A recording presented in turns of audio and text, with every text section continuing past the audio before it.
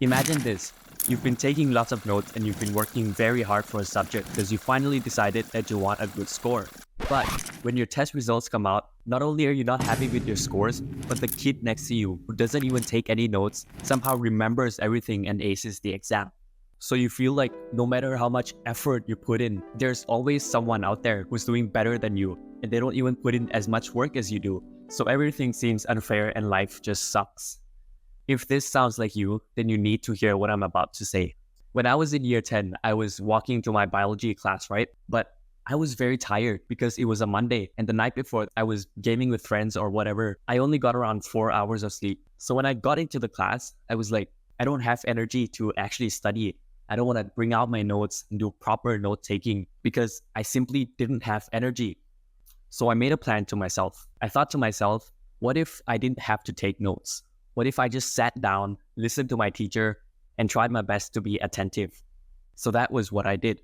For the entire class, I took 0 notes. And to my surprise, that was one of the best classes that I've ever had. And the reason I say that is because 3 days later, or even a week later, I still remember everything that I've heard in that classroom. So there was like a surprise quiz on that topic a week later. And when the scores came out, somehow I got the highest scores out of everyone in the whole class. So I was like, whoa, that's crazy. I didn't even take any notes. I barely put effort into the class. And somehow I got this amazing score. I beat everyone who was taking notes and try-harding in the class. So it felt like I had this new superpower. I had the ability to remember and absorb everything I heard in the classroom. So I thought to myself, what if I did this for every subject that I had? And that's exactly what I did. And throughout my journey of taking less notes and getting awesome scores, I've learned that there are so many misconceptions out there about taking notes. So many things that people do wrong when it comes to note taking, but literally no one tells us how to do it correctly. So I sat down and I thought about some of the biggest misconceptions when it comes to note taking. And that is exactly what I'm going to be sharing with you today. But before we get into the misconceptions, the first thing that I want to share is what note taking should feel like if you're doing it correctly. I want you to ask yourself this. If you had a pop quiz about a topic that you studied last week, would you be able to get more than 90% on it? So without any revision, without checking your notes, would you be able to answer the majority of the questions? Now, for most of you, I'm guessing the answer is no. I mean, you at least have to check your notes to have some sort of chance of even passing the quiz. But I can guarantee you that the top students will say yes. So without any revision, without checking their notes, the top students are able to remember almost everything that they learned last week and apply it in a pop quiz today to get nearly a full score. And this is what note-taking should do for you. Note-taking should be a tool to help you remember exactly what you learned in a class. But the sad part is most people don't treat note-taking this way. Most people treat note-taking as a tool to record what the teacher is saying. So when exam time comes, they have time to look at their notes and recall everything. So that is one of the biggest differences between the top achievers and everyone else. The purpose of note-taking for the top achievers is to remember everything there and then, whereas for everyone else, the purpose is to simply record what the teacher is saying so they can look at it a few days before the exam. So when exam time comes, the top achievers, they don't have to spend time looking at their notes because they already recall everything. They already remember and understand everything they heard in the classroom. So they can skip straight into doing practice questions because they don't have to waste time trying to remember everything again. So now that you know what note-taking feels like for the top students, and you know how it should feel like for you if you're doing it correctly, let's move on to the big mindset shift.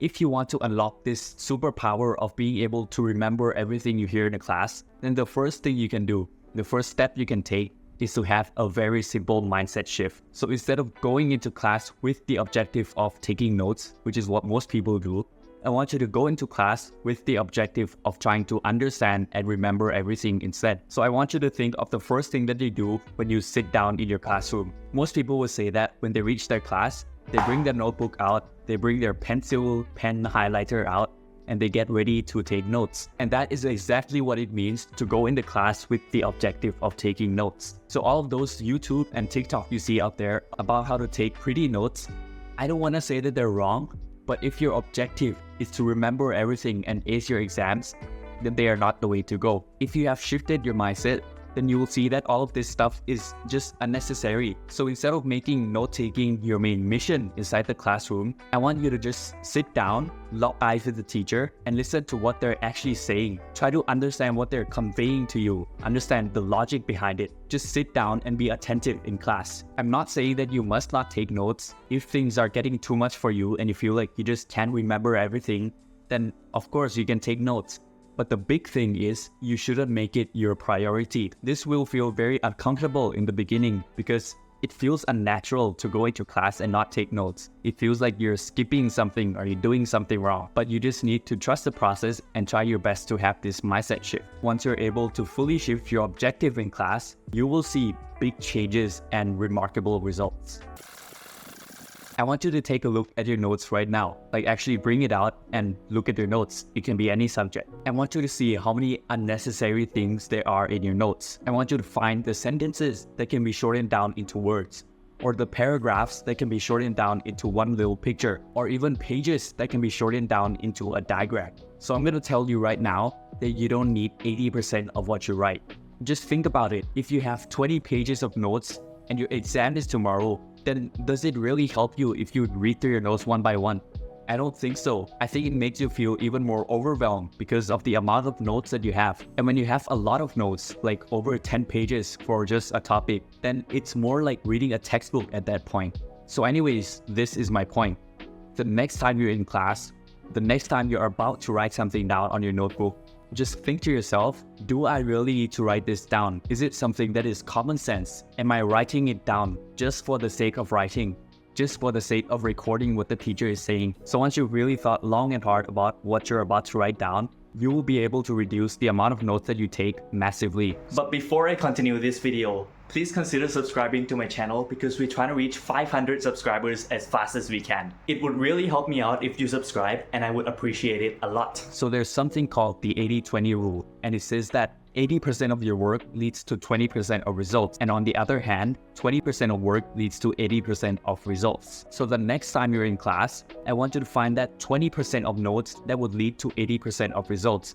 And that is what you should be focusing on. So just by not mindlessly writing and summarizing everything that the teacher is saying, you will be able to cut down the majority of your notes. But at the same time, you will feel like you are able to remember so much more of what you hear inside the classroom because your brain is working harder. And this leads me to my next point. So when it comes to note-taking in class, people generally skip the thinking part. So when you're taking notes in class, are you really thinking deeply about what you're hearing? I mean, you're probably thinking about it to some extent, but what happens to most people is they can't think about what they're hearing for that long, or else they are gonna miss out on what the teacher is saying. So you have that feeling of trying to keep up with the teacher's pace, of having to write everything down, or else you will forget it. If you go down this path, you will end up with 50 pages of notes that you have to read through before your exam, and life would just suck for you. But there is a solution out there that allows you to both think and take notes at the same time. And this is something called non-linear note-taking. So this is what most people's notes look like. You can see that everything is arranged into bullet points, and their notes are split into different sections and different topics, just like a textbook, and everything seems pretty and well organized. On the other hand, this is what nonlinear note-taking looks like. You can see that everything is just more messy. You can see different topics just floating around randomly, and you can see random arrows connecting them together, and everything just seems messier. Now, as crazy as this sounds, nonlinear note-taking is much more effective than linear note-taking. This is because in nonlinear note-taking, you actually have to think about what you write before you write it down. It is not just a bullet point that you can add to your last sentence at any time. You actually have to think about where to put that information down in this big diagram that you have before you can write it down. You have to kind of force yourself to think of the bigger picture and think of where this piece of information fits in. And you also have to think about how it relates to other topics or how it relates to what you've heard before, so you can draw different arrows and connections. So this way, you are actually thinking and doing note-taking at the same time. And the beautiful thing about nonlinear note-taking is it frees up so much time inside your classroom. So when you have this big picture laid out in front of you, you will be able to identify whether what the teacher is saying is really important or not. There are a lot of times in class where your teacher is just yapping, or where the information that they're saying is not really relevant. Now, when you have this big picture in front of you, you will be able to identify those times, and you will know that you don't have to actually write it down. So this gives you more time to relax and talk to your friends in class and just have fun in school. But that is just a little side benefit of nonlinear note-taking. What you should be thinking about is to listen more than you write and to treat notes as an expansion of your brain rather than a replacement. So the information that you're hearing from your teacher, you need to process and understand it first. And then when it gets too much and you feel like you can't hold it in, that's when you offload it into your notes using nonlinear note-taking. So that was some of the biggest things that I have to share about note-taking. By changing the objective of why you're in the class, by taking less notes and thinking and processing more, and by using nonlinear note-taking, not only will school be a lot less stressful for you, but you will have this amazing ability to recall almost everything that you learned inside your class.